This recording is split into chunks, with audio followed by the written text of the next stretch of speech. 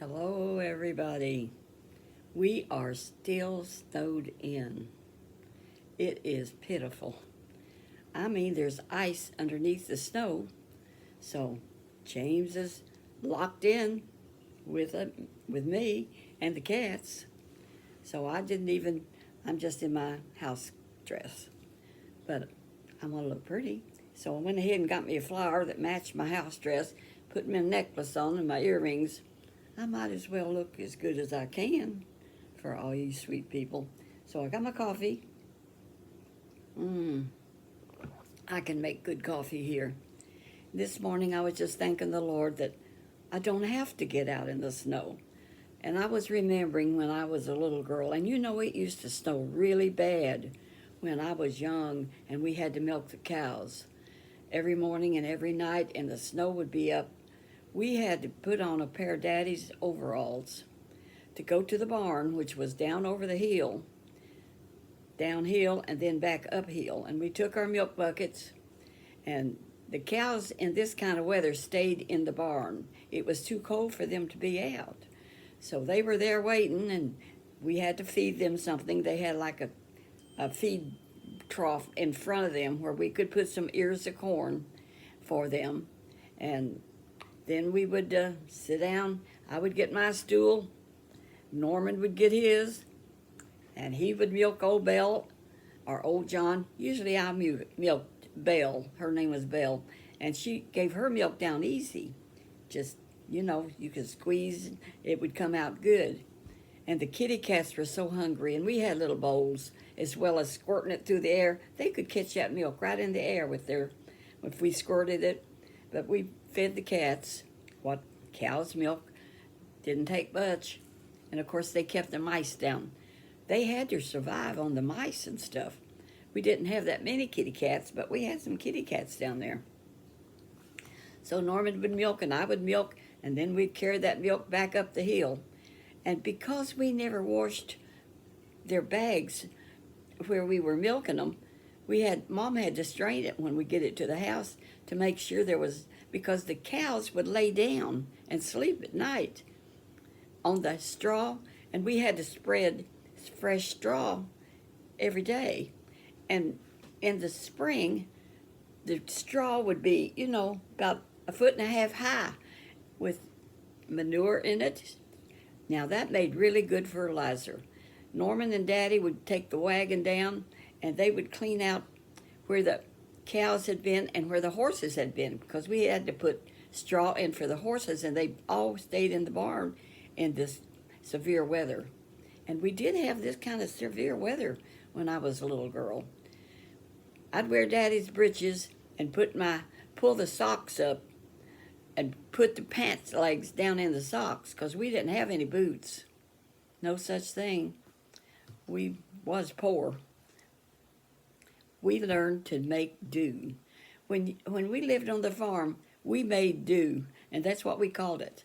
So we'd put our pant legs down in our socks, and that would keep our feet dry and our stuff dry as we was walking through the snow, which would sometimes be 12 inches high, man. And we'd go on down there and milk, and then come on home, and then Mom would strain the milk, and then she would take it to the basement because we didn't have a refrigerator to start with. We never got electricity till we had been living there 2 years. So from 10 years of age to 12, we did not have electricity. We had to pay for them putting a pole. We was a long ways from electric.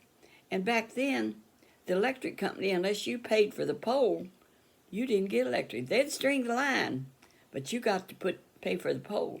So finally, Daddy got the money to pay for a couple of poles that they could bring it from the adjoining farm to our house. And then he got the money to buy a refrigerator. Now that was the day. We had fun. And he took his truck to go get the big old refrigerator. And this was not in the wintertime when he got the refrigerator.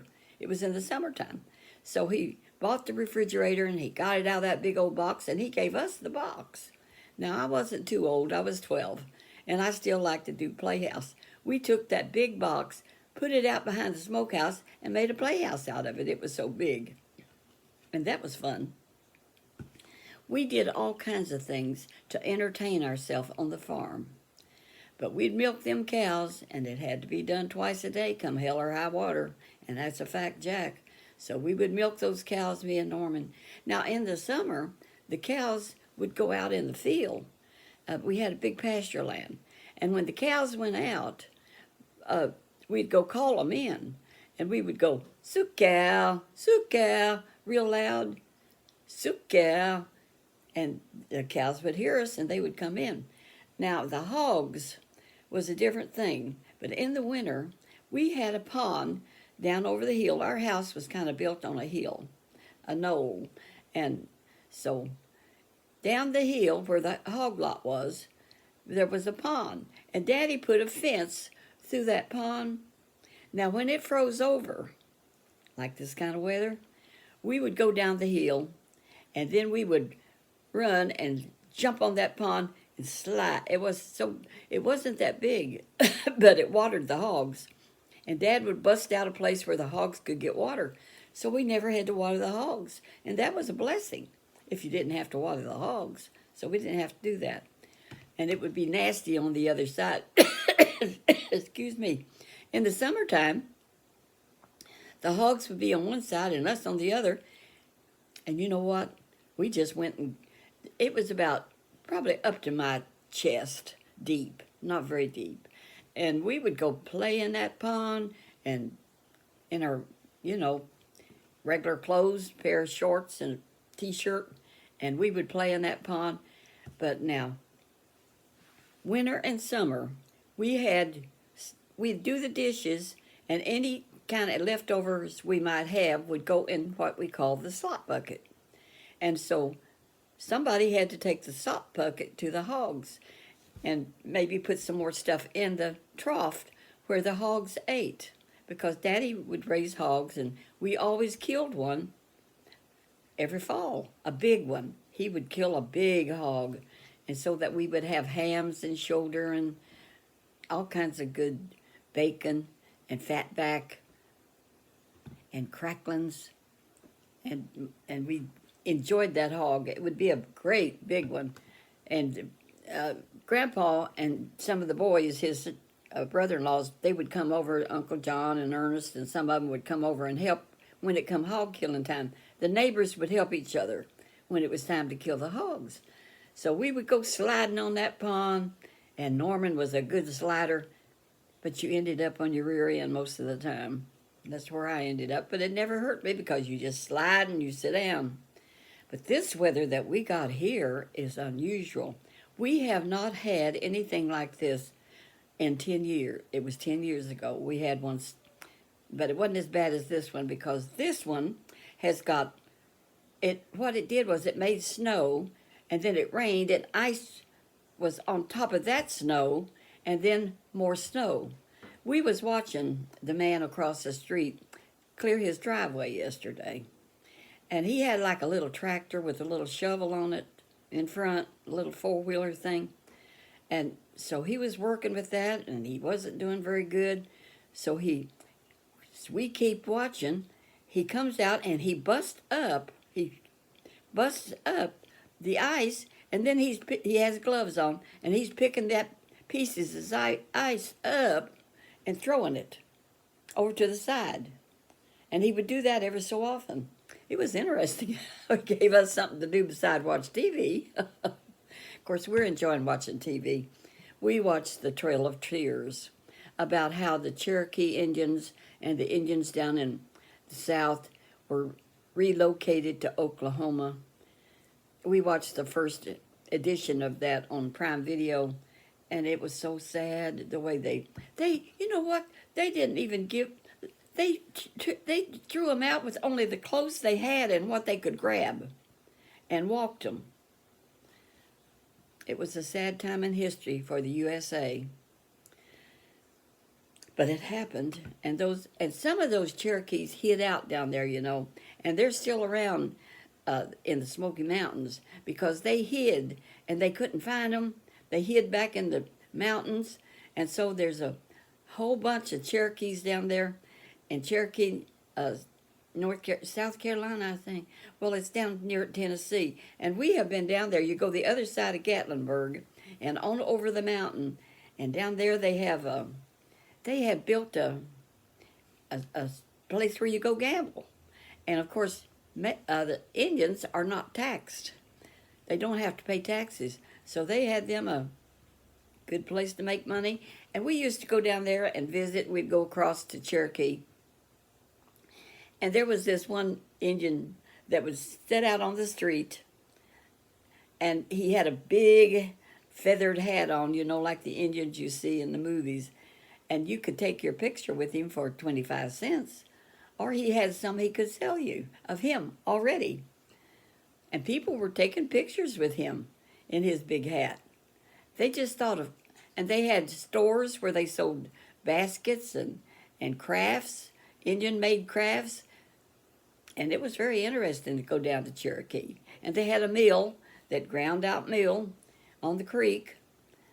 But when they had that big old place where you gamble, I forget what you call them. We have one near here, but I don't go to it. But I went one time. I tell you what, the last time I went gambling, and it's not very far from us, down on the Ohio River. I forget what they call it. Oh, well, it don't matter. But anyhow, I went down there, me and some friends, and they said, "Are you going to gamble?" I said, "Well, I'll gamble a little bit." So back then, and this has been a few years ago, you could do the quarter machines. I don't know if they do that anymore or not. I haven't been there in years. So I got me $6 worth of quarters, and I started putting them in. They kept my $6. I said, "That's it. I'm not gambling anymore," and I haven't gambled since. No more gambling for this girl. It aggravates me, but I have, my memory sometimes will not give me the name of what I want, and it's aggravating. But it's a gambling place, and I can't remember what they are. But so anyhow, it was on the boat because they couldn't have them on land, and so you had to have to go out on the boat, and they had like a bridge, and it was a big boat, and you could gamble over there. But then they got permission to move it across the river, and now it's down River Road. You can drive and get there in about 15 minutes, and that road is dangerous. People drive fast. We used to go down there, and they would have a special for in their restaurants. They have restaurants and stuff, and it would be special for seniors, a big buffet for $10. And we used to go eat that, me and Floyd. It was so good. I had some good times. Well, I hope this turns out well. We're just stuck in the house till it's over. And this is two or three full days we've been in. And I'm enjoying it. James says he's going to try to get out. He's got a man coming over that's going to try to dig him out. But I'm having fun. We're moving furniture around, swapping chairs here, there, and yonder out of that bedroom. And I'm going to have another chair where I do my videos. And I'm doing this on this little iPad again. And I'm in the living room on the dining room table. I just propped my little iPad. That's a handy thing. I'm enjoying it. Thank you, Jesus, for all my blessings. I didn't have a scripture today, but I have so many good scriptures in my mind. And Romans 8:28, all things work together for good to the called and those that are called according to his purpose. So everybody has a gift, and I think me and Granny Pat have the gift to gab, because I think she talked 54 minutes the other day. I didn't get to watch her this morning, all of it, but I saw it went a long time, and I'll catch it later. I caught a bunch of it. And then I wanted to catch up on some others. And really, there is not time to look at all my friends. But I do look, I check them out ever so often. And Chit Chat Granny Pat is one I watch quite a bit of. And, of course, Mrs. Peach Thrifty Living, I check her out all the time. And King Jared TV, I like him. And I got to check out Andy. I haven't checked out 967 Andy. Y'all check him out. And my numbers are still going up. I'm still getting, it's strange how people subscribe, you'll get 4 new subscribers, and then 3 will go someplace else. And then you get 4 more again, then they're gone again. But it's still doing good, and Grandma Lois is pleased. I am having fun. You know, to be 91 years old and be able to sit here and talk to so many people, it's amazing, children. You know that. I know that. James is taking a nap. So I got up and got me some coffee, because I took a nap too with him. We had been up quite a while. And so I got up and I said, he'll give me some quiet time. Because I told him one day, I said, honey, do you know you talk almost as much as I do? Do you want to start a YouTube channel? Because he'll say, now you tell him this and you tell him that. And I said, you want to do this? He gets a little bossy sometimes. But sometimes he has some really good suggestions. I have used them. I'm open to suggestions. Let's see, somebody had asked me something that I was, oh yes, what is an evangelist? I would like you to explain what an evangelist is. And I do want to tell this person what an evangelist, because me and number one husband, Buddy Baird, when I was 46 and he was 48, and he had been saved a good long while. He got saved when he was about 36. He had sang in gospel groups. We had our own gospel groups traveling and singing around town on weekends. So we had some experience, but one day he came home and he was working at GE and making pretty good money, and we had a motorhome. And so he said, honey, I'm going on the evangelistic field. And the evangelistic field is when you get bookings, just like any singer, and go from church to church, spreading the word about Jesus Christ, and singing and preaching and giving an invitation to receive Jesus. And that's what he was going to do. So I said, okay, be my guest. Go on the evangelistic field. I had a grooming shop, doing good, making big money. And I said, you go ahead, I'll support you. Because he said, I'm going to travel on love offering only. Now, some evangelists charge money to come and stay and preach in their church. But he said, I don't want to be a burden on anybody. I'm not charging. They can take love offerings, and whatever happens, God will take care of it. I said, okay. We had a motorhome. So he said, we're going to use the motorhome. So he said, I tell you what. He said, why don't you just go with me and see what happens? Well, I had 2 daughters that were grooming and running the shop, so the shop would go on. So I went with him. And I thought, this is the truth, I thought I was in prison in that little old, I think it was 24-foot or 26-foot motorhome. I mean, just sitting there in that thing all day till church started. Now, church was good. We would take the motorhome, we didn't have a car, and we would go someplace and have breakfast just to get away from the church a little while, or we would get out and walk around and around the church. I said, this ain't working. So I researched what you should do. What should evangelists do? And y'all can look at evangelists. There's a lot of evangelists out there. Smart ones would have a fifth wheel, which is a trailer that you can pull with a truck. And so I said, honey, this is changing. We had saved money because we had been in business and done very well in times past, and I'm thrifty. I'm as good as thrifty Mrs. Beach, thrifty living. Been that way a long time. So I said, we got the money to get us a fifth wheel. So I started looking for one, and I found one. Down Leavenworth, Kentucky. No, it was in Indiana, Leavenworth, Indiana, which was a good ways from us. I don't know how far, maybe 30, 40 miles. But I didn't have a truck. So a buddy knew some guys that he had sang with, and one of them knew a car dealer in Jeff. And he said, now that guy has trucks, and I think we could get you one.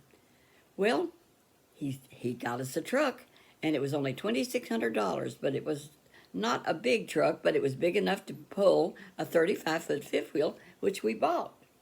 Now, a 35-foot fifth wheel has stove, refrigerator, a bed, and couches and chairs, and you can cook. And if you hook up to electric, you can do everything. So it was like a little home away from home. I said, now, that's what we're going to get. So we found the one, and Buddy and his brother went to get it. Now, when you have a fifth wheel, they have a special thing you have to put in the back of your truck to pull it. So him and his brother did that, and they hooked it up, put that thing in, and they went to Leavenworth to get that fifth wheel. So they went on down there, and they did show up with that fifth wheel. We got it, 35 foot long. It was nice. So I put my dishes and stuff on it, covers, everything we might need, pots and pans, food, and we were self-contained. So when they were hooking it up down there in Leavenworth, they didn't put, so it wouldn't come unhooked, and it came unhooked, and the thing fell right down into the bed of the truck. Well, they managed, because a fifth wheel has jacks on it, and you can jack them back up, and so they jacked it back up, got it hooked up, did the instructions again, what they were supposed to do, and they brought it on home.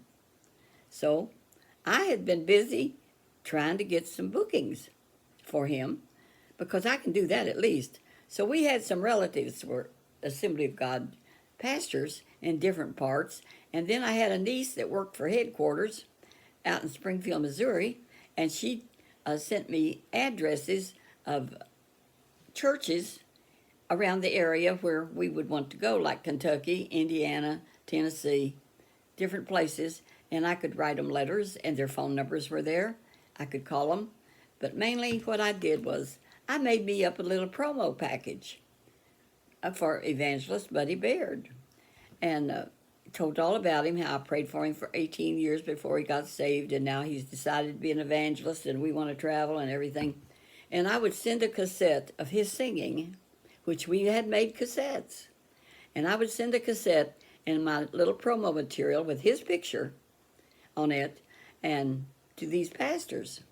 And then I would get on the phone and call them. We booked them, especially my relatives. And I had an uncle, my grandma's, on my daddy's side, brother was Uncle Jake Smith. And he was a pastor for many years up in northern Indiana, and he had 2 or 3 sons that were pastors. They all booked us. And of course the word spread. But what really put us on the road was my niece, Melody and Steve Lance. They were living in Louisiana, Baton Rouge, around that area, Lafayette. And Lafayette was where they were living. And he was an oil man, and he worked offshore on the oil rigs. And they were faithful members of Brother King's church at Lafayette, Louisiana, the biggest church in Louisiana. And you know what? She asked her pastor, she gave him a cassette of us. I never wrote him. And I had sent her a cassette, and she gave it to him. And she said, I have a aunt and uncle that started on the evangelistic field, and they would like to come to Louisiana, and I'd like for you to have them. And Brother King said, okay. I mean, he'd been in business a long time as pastoring, and he was a loving, kind man. And so he invited us to come to Lafayette, Louisiana, the biggest church in Louisiana. We was amazed. We said, thank you, Melody. Thank you, Steve. So he booked us, and we went down, and the revival went good. And so guess what? A lot of these other little churches, big churches, different sized churches in Louisiana heard that we could say we have been to Brother King's, and if you've been to Brother King's, you must be somebody, which we were not. We were as green as grass. But you know what? God picks people that don't know how to do anything. He did that all through the Bible, that he picked people that had not had a lot of experience. I had never taught Sunday school or anything like that, and here I'm an evangelist wife. He had never finished high school. He studied like crazy to get his life. Well, first he was a Christian worker, and then they mailed him books to study and him to read the Bible, and he would study like anything to learn the Bible, because he couldn't remember Noah from Moses. Well, now I had always read the Bible because I always loved the Bible. I had one since I was 12 years old. when Kent Rippey's grandma got it for me for Christmas. See, the Lord was in the plan. He knew what he was doing. We didn't. And if you look through the Bible, the people he called that had no experience, there's a bunch of them. And we was two of them, and I was 46, and he was 48. And my sister, who was skeptical, said, "Look, buddy, you've been working at GE for 10 years. Take a leave of absence. You don't have to just quit your job and go on the evangelistic field like that. Take a leave of absence for 6 months. See how it goes." He said, "No way, Jose."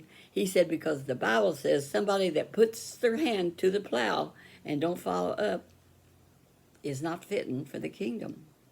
You just don't do that. You are determined. He said, "No way. We are going to do it, whatever happens." And he says, "We're trusting the Lord." So I would make up more promo and mail it out. And so when he got sick with cancer of the esophagus at 63, with no hope of recovery, and we knew he had a dream that he was going to graduate a year before he passed away. And he said, "I don't know what's going to happen, honey, but it sounds like the Lord's going to be calling me home." And I said, that's the way I laughed. You are being so silly. You don't believe every dream you know is not true. No. So I was like one of them women in the Bible that didn't believe when people told them things, and I didn't. But when he got esophageal cancer and it was hopeless, we knew. We stood in the kitchen and cried on each other's shoulder because it was terminal, and we knew it. So 6 months later, he was in heaven. And that was a devastating time in our lives. And I thought my life was over, for sure, because here I am, 61 years old. What am I going to do? Well, I thought I was going to have real good friends with my sister and her husband walking at the mall. But do you know, that didn't work either, because he got real jealous of me spending time with my sister.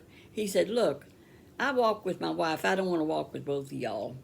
So you can walk with your sister sometimes, but she's mine." And that's the truth. So there I was, walking by myself, praying, "God, send me somebody to walk with. It's so lonely walking by yourself. I need a friend. Jesus, Lord, I know Buddy's in heaven, but I can't quit crying. So I need somebody to talk to, somebody to be a friend, to go out to eat with." And do you know, this lady, who I had seen walking real fast by me a time or two, stopped me. And she said, "You know, I've seen you walking around a lot." She said, "Would you want to be friends?"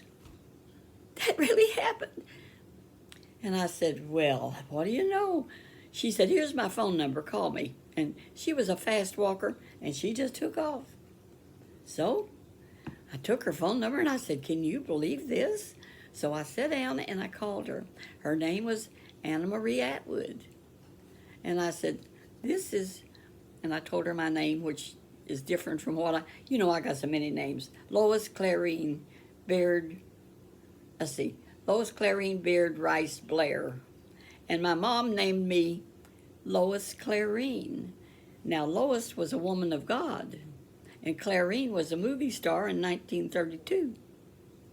So not only was I named for a blessed woman, the mother of Timothy, I believe, and a movie star, I'm a mixture. So I'm living up to my name. Anyway, so Anna Marie and I became good friends. I'm telling you, she was fun. I rode with her a few times, and then I decided she was German, and she had married a soldier and moved to the USA. And she had 3 girls, and she wasn't very close with them. They were grown, like all my kids were grown. So me and Anna Marie would walk together, and you know what? She was a fast walker, and she was a health nut. She just did all kinds of exercises, got her a ball and would roll all over. She said, you need to get one of these. And every morning she'd get up, she'd do her stretching exercises. I never did stretching exercises. I said, Anna Marie, I'm just not into that. I walk. So she would walk one round with me, slow, because I never walked fast. I was not a fast walker. So she'd walk one round with me. We would visit and talk.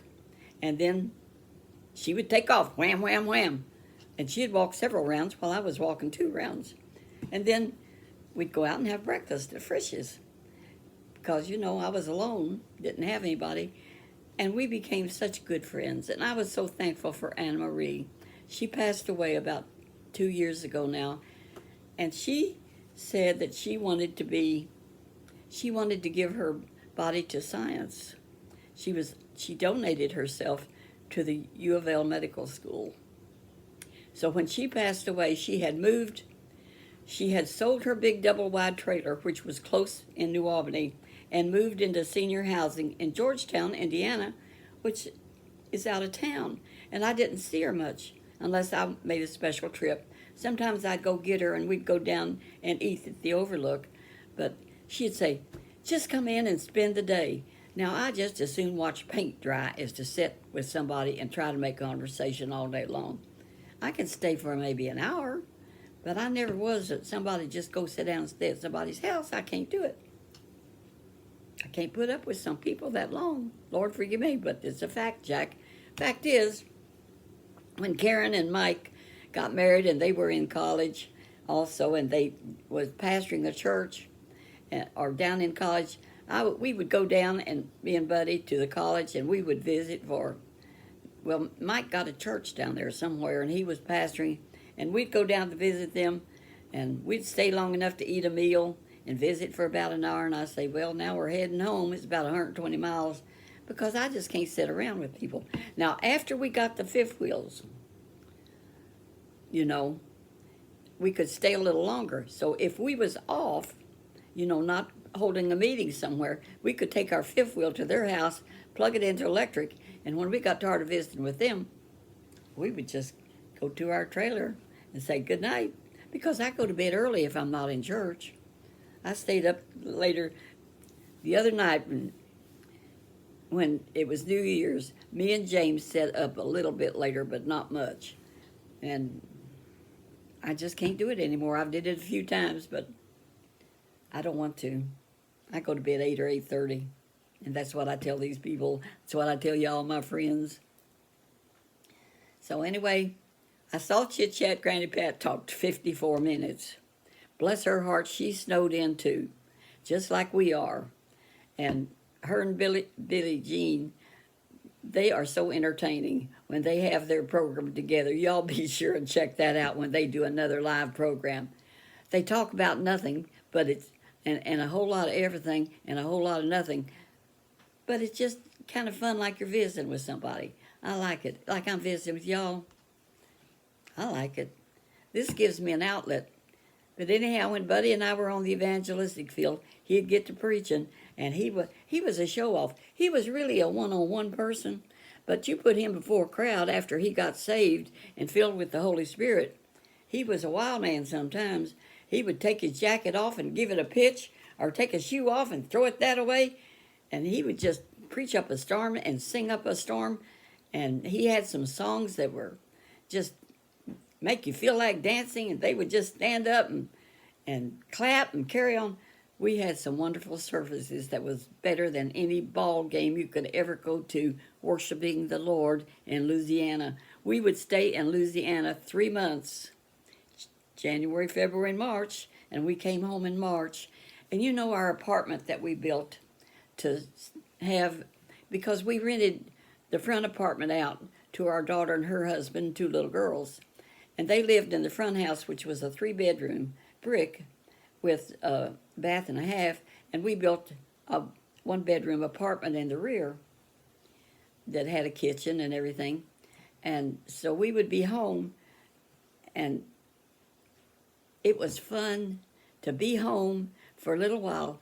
But we would come home in March, and the blossoms would be coming out. because Louisiana, you know, it's pretty nice all year round.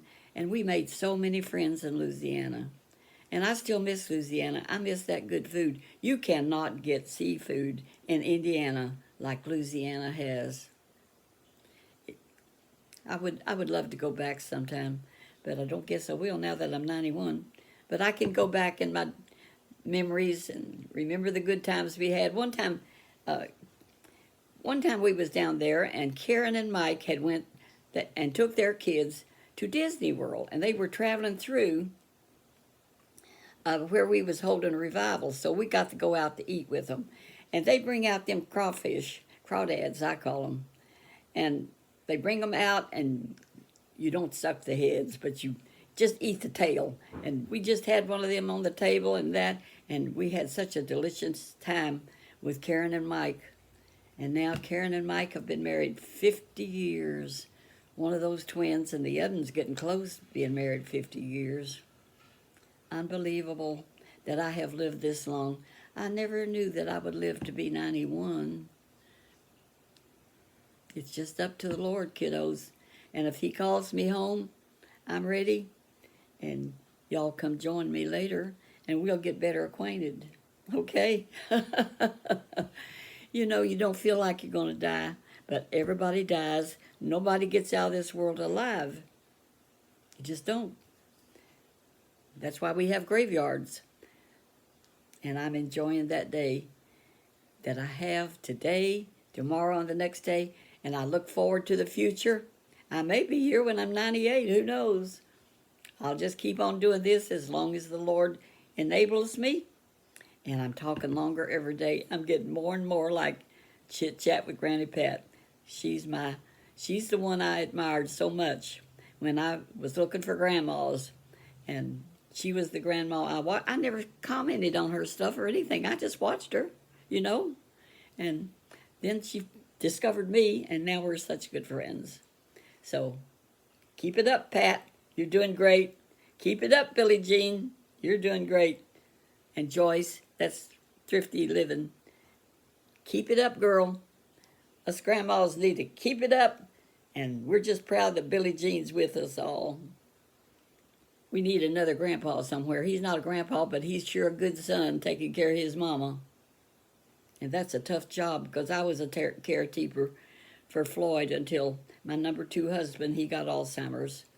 And it got to where I couldn't change his diapers, and I had to put him in a nursing home. So life goes on. So make the best of it, and that's what we're doing. And it looks like we're going to be stuck a while, so I may be talking more every day. I don't know that I'll ever make 54 minutes, though, Grandma. I don't call her Grandma. I call her Pat. Chitty Chat. Have a good day, all y'all, and walk that path where the Lord would be pleased with you. Talk to you later. God bless you. Bye-bye.